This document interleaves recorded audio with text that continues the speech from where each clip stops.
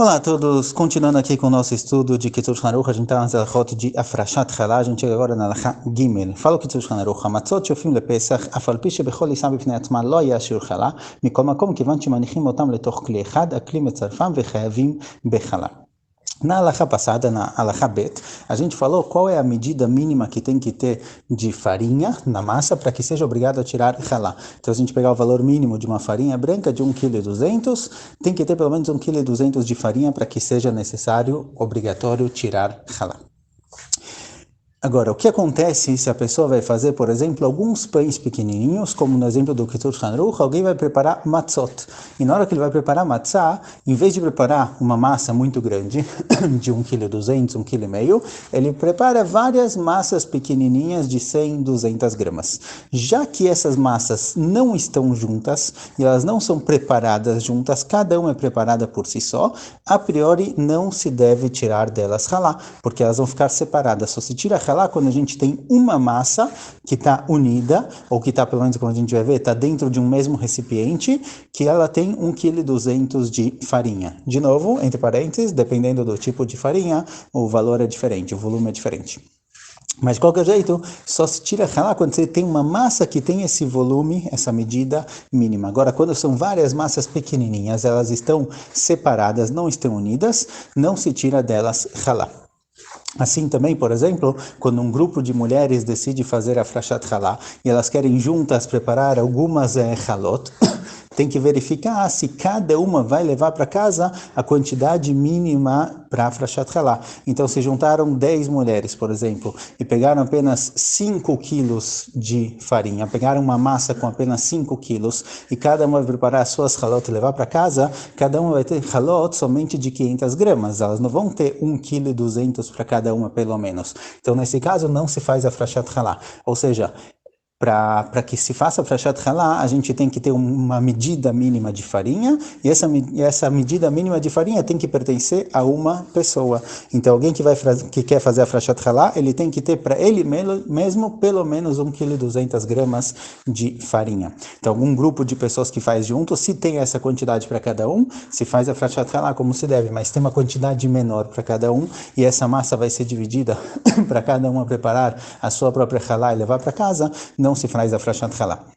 Agora, o que acontece, fala o Kitzur Haruch, se realmente eu vou preparar matzot pequenas, matzot com uma quantidade menor, e por exemplo, eu vou fazer vários pãezinhos pequenos para mim, mas depois que estiver pronto, eu vou colocar todos na mesma caixa, vou colocar todos no mesmo recipiente. Fala o Kitzur Haruch, embora na preparação da massa, que é quando geralmente se tira halá, cada um desses pedacinhos estava separado, estava por si só, já que depois eu vou colocar todos eles juntos, e todos esses pães ou todas essas matzot vão estar no mesmo recipiente juntos, mesmo que seja depois de assado, eu vou tirar halá depois que estiver pronto. Geralmente a gente tira halá antes de assar, esse é o ideal, assim tem que ser feito, mas caso a pessoa tenha esquecido de fazer a Afrashat Chalá, ou no nosso caso, que a pessoa preparou várias massas pequenininhas e ainda não tem a obrigação de tirar halá, e somente depois de assado o pão ou a matzá ele juntou todos no mesmo recipiente, vai se tirar halá do pão já pronto.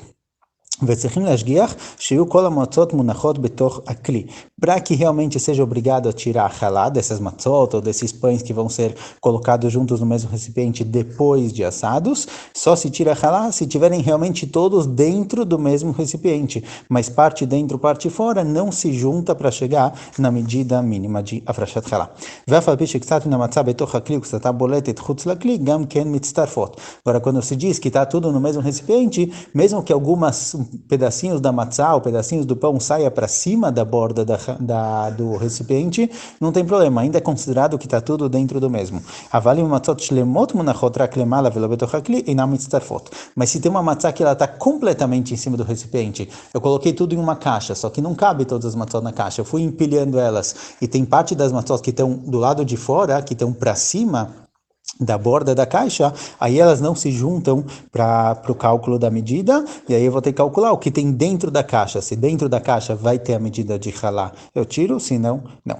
Vafilo que sal também mapa, lomerhanem, mesmo que eu cubra com um pano, não é considerado que está tudo no mesmo recipiente ainda. Avali mania hamatzot besadin, umechase otam gam kenim asadin, nechshav asadin kemo kli umetzarfam, veav shebeentza megulim, rakizer shelot tetze matzah shlema chutz lakisui. Mas se eu colocar um pano cobrindo todas as matzot, e aí a matzá dentro da caixa, mesmo que a própria caixa não inclua, não tenha dentro dela todas as matzot, já que tem um pano cobrindo todas as matzot juntas, certo? Elas foram embrulhadas em um pano ou em um plástico, algo do tipo, aí é considerado que elas realmente estão juntas. Ou seja, concluindo essa alahá, caso a pessoa vai preparar algumas massas pequenas e não tem em cada uma delas a medida necessária para tirar a frashat halá, ela não vai tirar halá. Halá só se tira quando você tem uma massa só, que está ou grudada uma na outra, ou pelo menos no mesmo recipiente, com a medida de frashat halá. Caso, depois de assado, todos os pães ou todas as matzot vão para a mesma caixa, vão ficar guardadas no mesmo lugar, tem quem diga que mesmo um armário serve para considerá-las unidas. Caso, depois de assado, elas vão ficar nesse recipiente unidas, aí eu vou tirar halá nesse momento. הלכה ד' שיעור שנוטלים מן העיסה כדי לחמץ בו עיסה אחרת, צריכים לקח קודם שמפרישים חלה. Caso prepararam uma massa e a pessoa pretende tirar um pedacinho dessa massa para deixar que ele vire fermento, vai deixar esse pedacinho da massa apodrecer um pouquinho mais, e aí com isso ele vai preparar o fermento que ele vai usar para fermentar outra massa, ele deve primeiro tirar isso antes de fazer a frashat halá. Por quê? Porque esse pedacinho de massa que ele vai tirar para produzir dele fermento e colocar numa segunda massa, essa segunda massa na qual ele vai colocar o pedacinho de fermento é uma massa da qual ainda não foi tirada halá.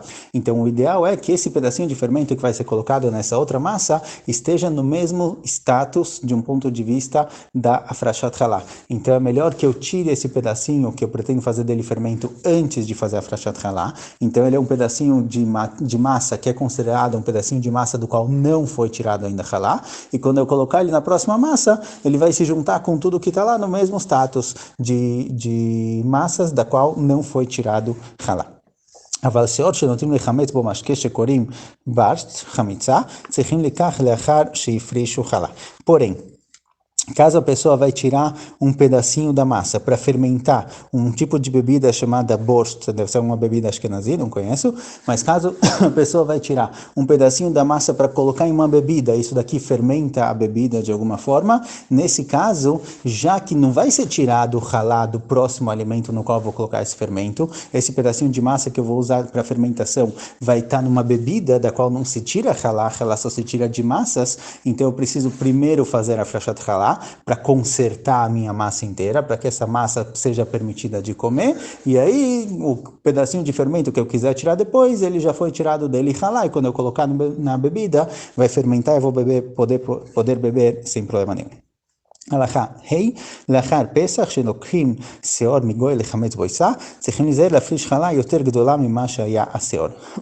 Traz aqui o Kitzur Shulchan Aruch, depois de Pesach, geralmente não tem na casa dos Yehudim fermento, certo? Durante Pesach, antes de Pesach, todo o fermento e todo o pão foi queimado. Então depois de Pesach, quando quiserem preparar uma nova massa, quiserem preparar o pão, eles precisavam comprar o fermento de algum goi, eles tinham que ir até algum goi que tinha um pedaço de massa e comprar dele o fermento. Nessa situação, nesse caso, esse fermento que vem de uma massa de um goi não tem obrigação de tirar dele halá.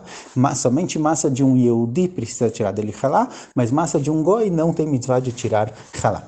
Então o que acontece? Eu peguei esse fermento, esse pedacinho de massa que pertencia a um goi, misturei na minha massa que eu estou preparando para fazer o pão. Agora eu preciso tirar a halá da minha massa. Só que dentro dessa massa está misturado um pedacinho de massa que vem dessa fermentação do goi.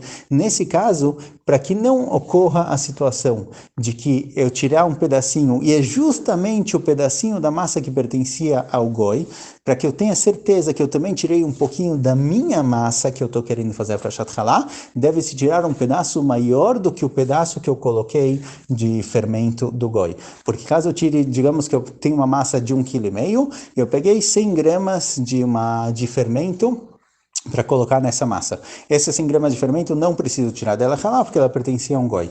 Caso eu misture ela na minha massa e depois eu tire dessa quantidade que eu tenho agora, 1,6 kg, 100 gramas apenas, um pedacinho que tem 100 gramas, pode ser que essas 100 gramas é justo o fermento que pertencia ao goi que eu acrescentei na minha massa. Então, aconteceu que, no fim, eu não tirei nem um pedacinho da massa que eu estou preparando agora. Por isso, eu devo tirar um pouco mais do que a quantidade que foi acrescentada aqui. Aí, com certeza, eu tirei um pedacinho da minha massa.